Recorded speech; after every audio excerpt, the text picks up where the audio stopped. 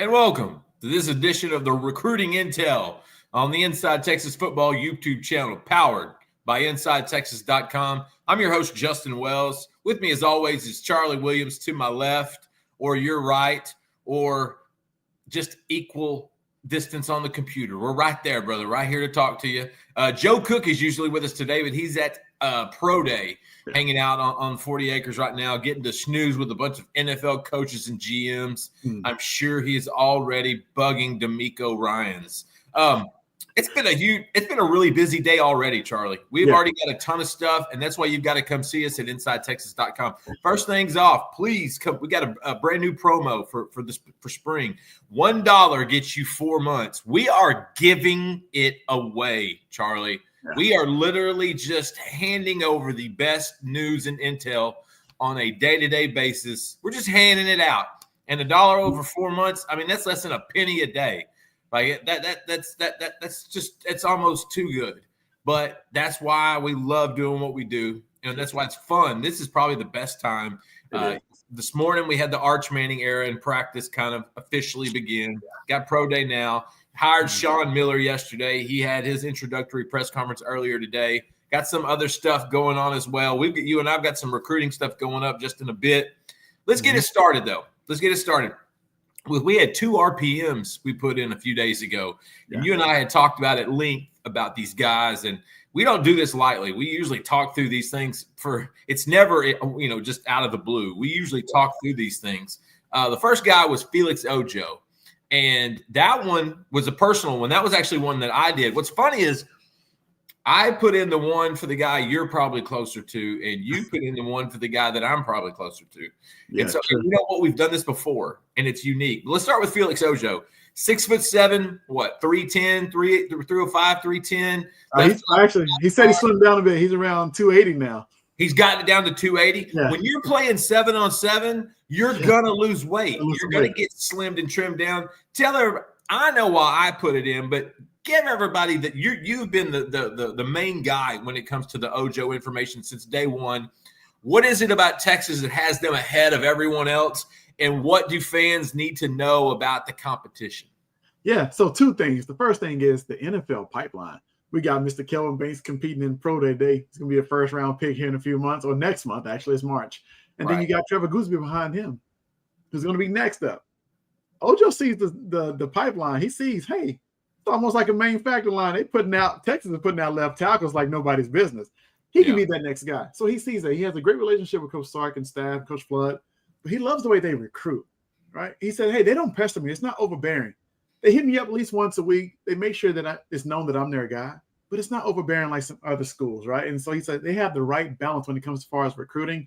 And I think it's just a great fit as far as staying close to home so his family can see him play the whole 9. So I love Ojo. He's an ultimate competitor. I mean, I think I've seen him I think it's 4 sports now: football, basketball, track and field, now 7-on-7. Like, what doesn't he do?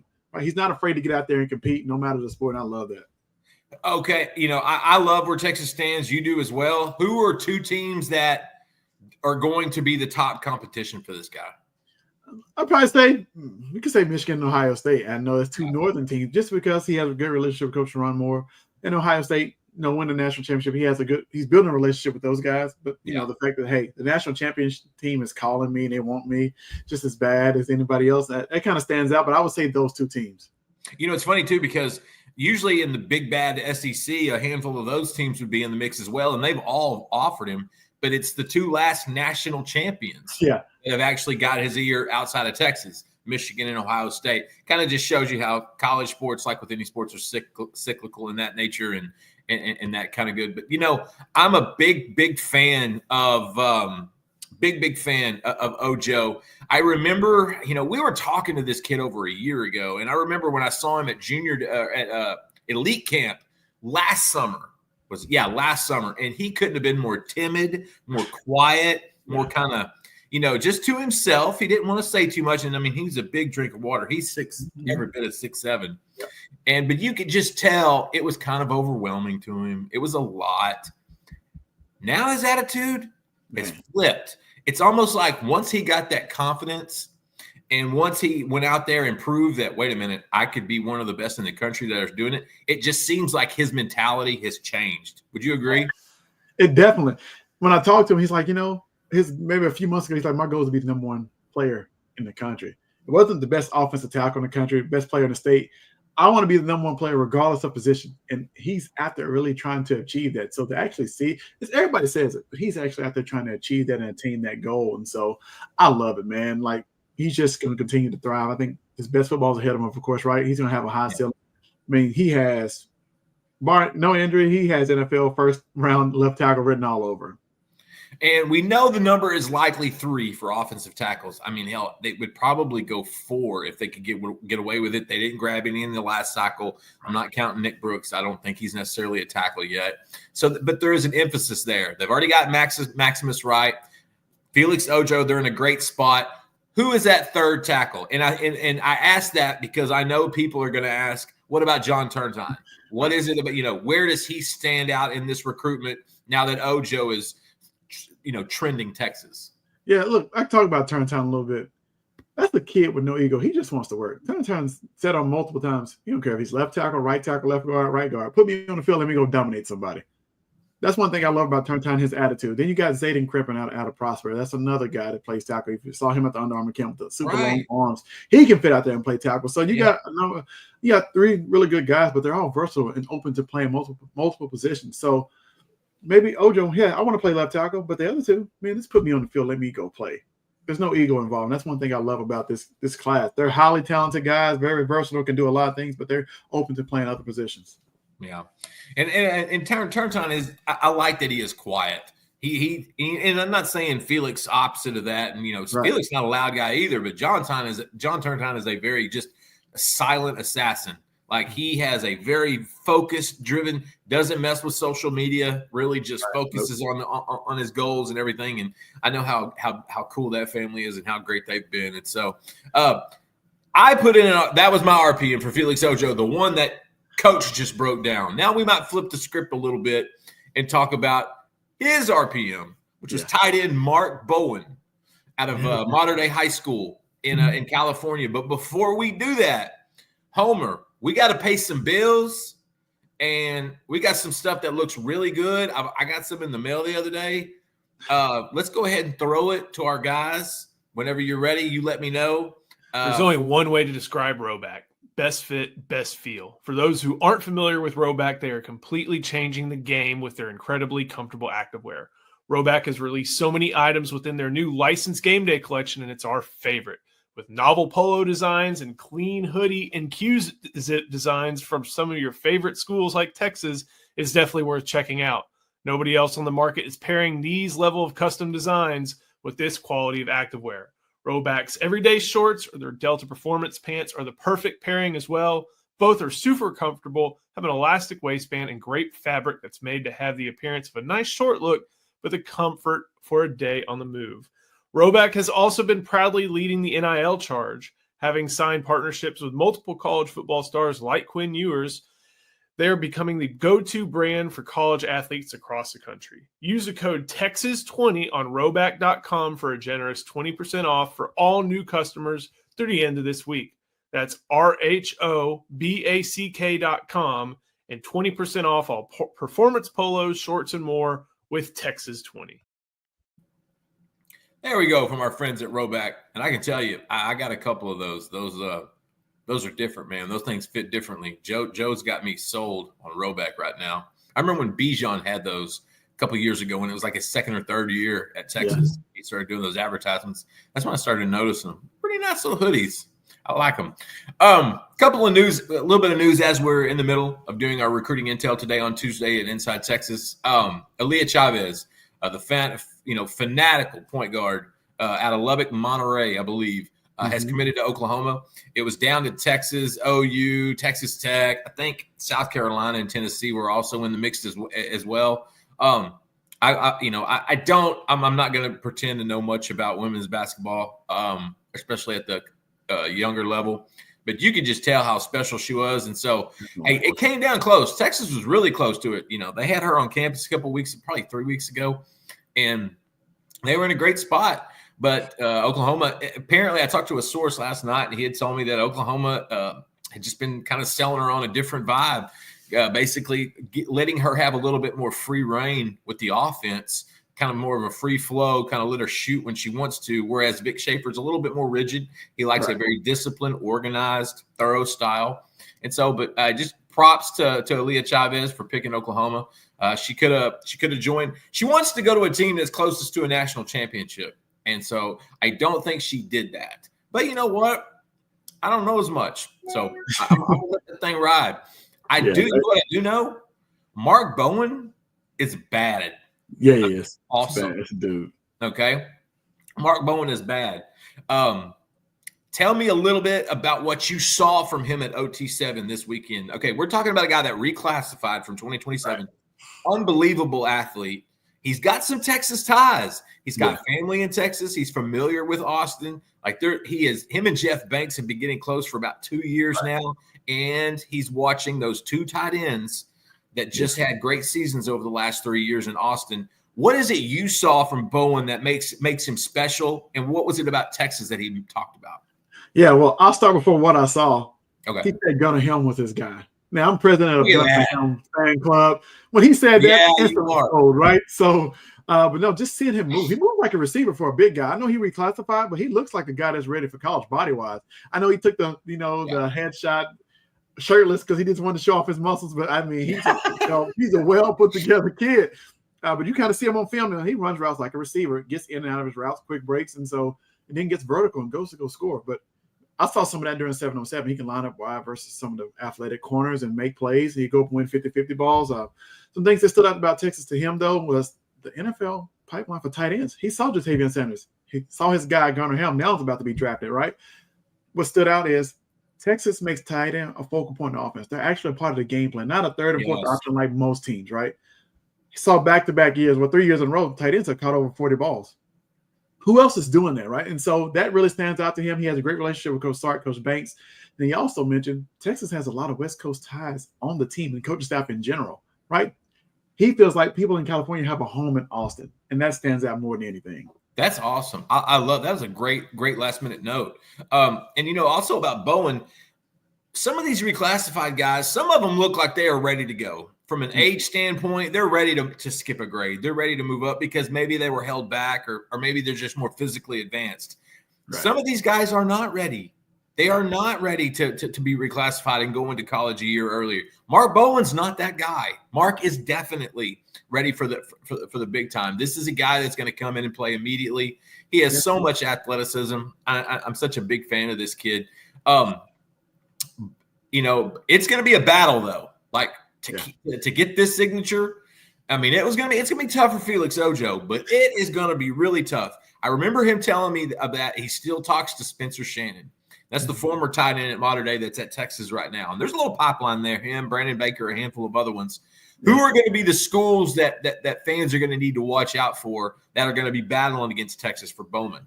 Yeah, so you definitely have the home state team there in USC who's really trying to bring it on. You got Georgia, you got Oregon, right? They're all trying to get this kid, and it's understandably why. Georgia probably sees the next is it Delp or I can't think of the other tight end that went to the NFL. Oscar Delp.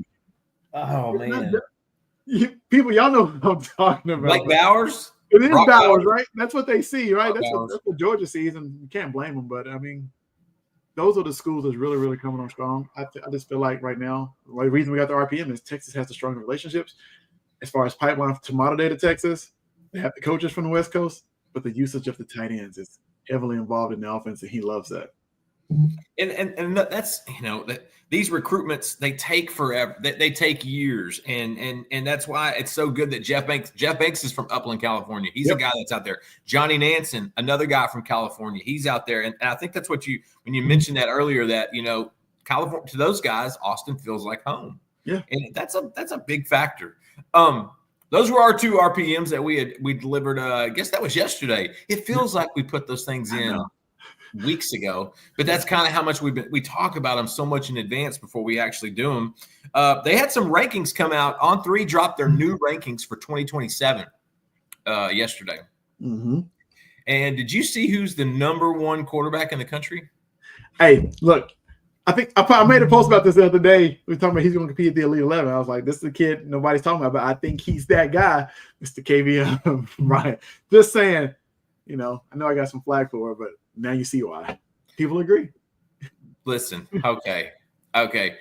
Yes, everything you said about him is legit. And this is a kid that I've been trying to I've been holding my tongue a little bit on him for the last year. Because he's from East Texas, right, and because he's so good, but I was a little hesitant because you don't want to build the guys up too much. But my goodness, I think the secret's out.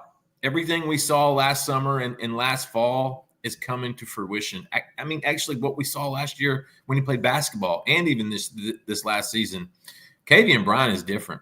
Yeah, he is. I'm telling you right now. You don't see many guys that can play two sports at the next level. Right. He can, and he has legitimate offers, Division I, high-end P4 offers in football and basketball. Now, I'm right now leaning towards Kavian being a basketball player in college. But he's got schools telling him he can do both. Yeah. And that's going to be the biggest thing. Is going to be how much he develops from now until his end of his senior year, next 2 years, especially as a quarterback and as a passer. As a basketball player, I think it's just going to be an organic growth. The kid already has every fundamental skill you could ever imagine. He's 6'2.5". His dad is 6'6". This kid is not done growing. He's going to be big. What is it about him on the football field that really gets your attention? Now, like, he's got a quick release. He's very athletic. He does it. He's got some stuff there that's pretty effortless. And the ball has some snap to it, but there is some tweaking to his mechanics possibly. What are you seeing? Yeah, it's like you can tell he plays basketball. He's a point guard on the football field too. It's just the game comes natural to him. It's so smooth. It's almost like he's playing with little kids sometimes. Like everything moves in slow motion for him. He can see the pass and see the guy cutting to the basket before anybody else can, right, and deliver. But you see him on the RPOs and you see him on the read options. He's able to keep the ball, make a guy miss in space, and then go to the house. He reads coverage very well. He understands first progression all the way to the fifth progression. I mean, you look at him on film, he's able to scan. He'll start on the boundary side where he has numbers where he should go. And then, all right, let me scan to the left side and let me find a wide open guy over here. So he's very patient quarterback, but he delivers the ball so effortlessly. And I mean, he's just one of those guys, just an X factor. You really can't put your finger on. He does things well. Like the game just was so slow for him. I've done it before. I'm like a guy playing small kids out here. It's like he's almost going through the motions, but he's not.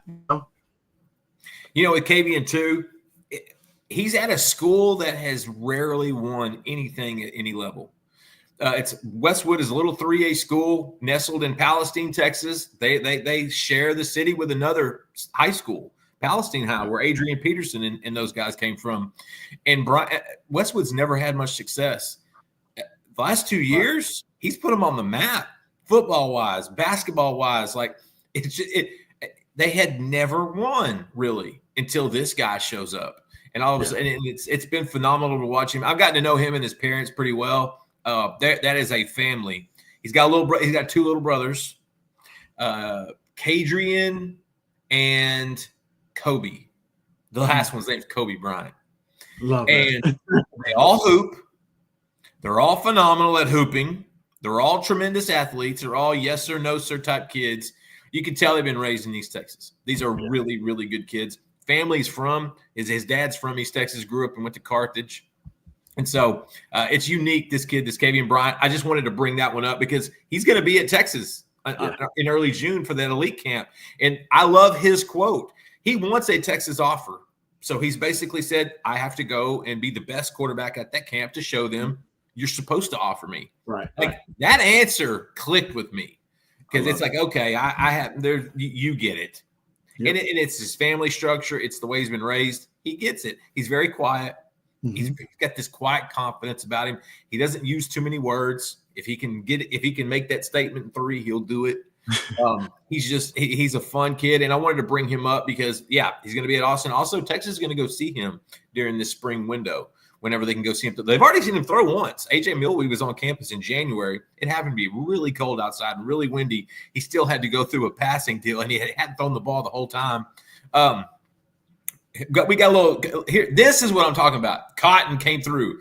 My dad is 75 and went to Westwood. He gives me reports and brags about this kid. Okay, he scored 72 points in a game 2 years ago. Wow. In a basketball game. Yeah. Yeah.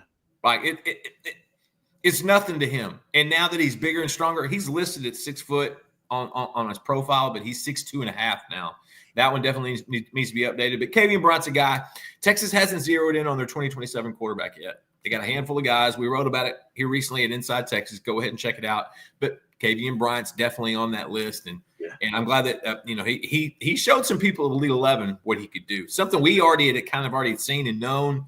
It was just more justification. I think his rank will continue to go up. His offers are going to continue to go up. He was just named Tyler Morton Telegraph's offensive player of the year for his role in Westwood's run. So let's get to one more question before we let it go, because I want to make sure Roger G gets his money's worth. All right. How's the wide receiver board looking? Also, Justin, do you expect these LSU receivers to stick if they land Feaster too?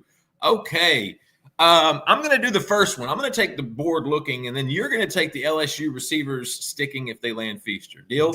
Deal. All right. The wide receiver board is exactly the way they want it to look. Like we said before, Texas is recruiting with a ton of confidence in this cycle. They haven't really pushed in the last 3 or 4 years. They're really not pushing now, but they've zeroed in on some guys they really like. It's fun. Aaron Gregory, I think, is near the top of that list. Big time outside wide receiver, 6'4", 6'3.5" kid out of Atlanta, committed to Texas A&M. We got to see him at OT7 a couple weeks ago. They really like Jabari Mack. They are not going to stop recruiting Mack.